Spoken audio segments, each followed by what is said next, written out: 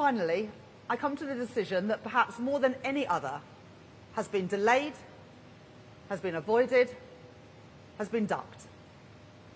The question of whether to give Heathrow, our only hub airport, a third runway has run on for decades. The last full-length runway in Britain was built in the 1940s. No progress in 80 years. Why is this so damaging? It's because Heathrow is at the heart of the UK's openness as a country. It connects us to emerging markets all over the world, opening up new opportunities for growth. Around 3/4 of all long-haul flights in the UK go from Heathrow. Over 60% of UK air freight comes through Heathrow.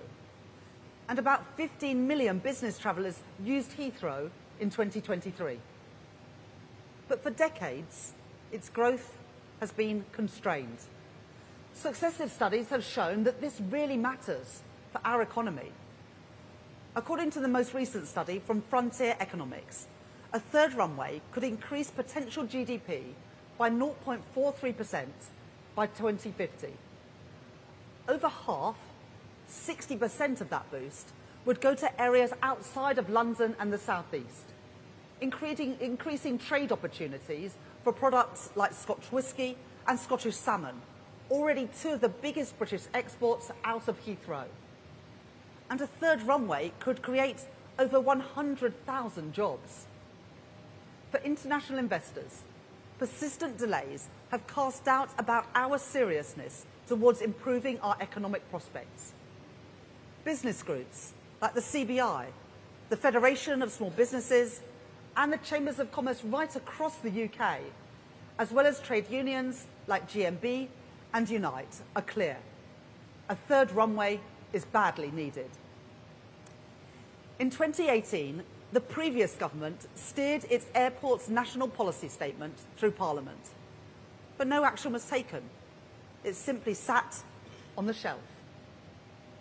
We are taking a totally different approach to airport expansion.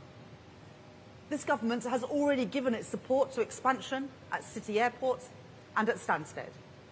And there are 2 live decisions on Luton and Gatwick which will be made by the Transport Secretary shortly. But as our only hub airport, Heathrow is in a unique position, and we cannot duck the decision any longer. I have always been clear that a third runway at Heathrow would unlock further growth, boost investment, increase exports, and make the UK more open and more connected. And now the case is stronger than ever, because our reforms to the economy, like speeding up the planning system and our plans to modernise UK airspace, means the delivery of this project is now set up for success. So I can confirm today that this government supports a third runway at Heathrow and is inviting proposals to be brought forward by the summer. We will then take forward a full assessment through the Airport National Policy Statement. This will ensure that the project is value for money, and our clear expectation is that any associated surface transport costs will be financed through private funding. And it will ensure that a third runway is delivered in line with our legal, environmental and climate objectives.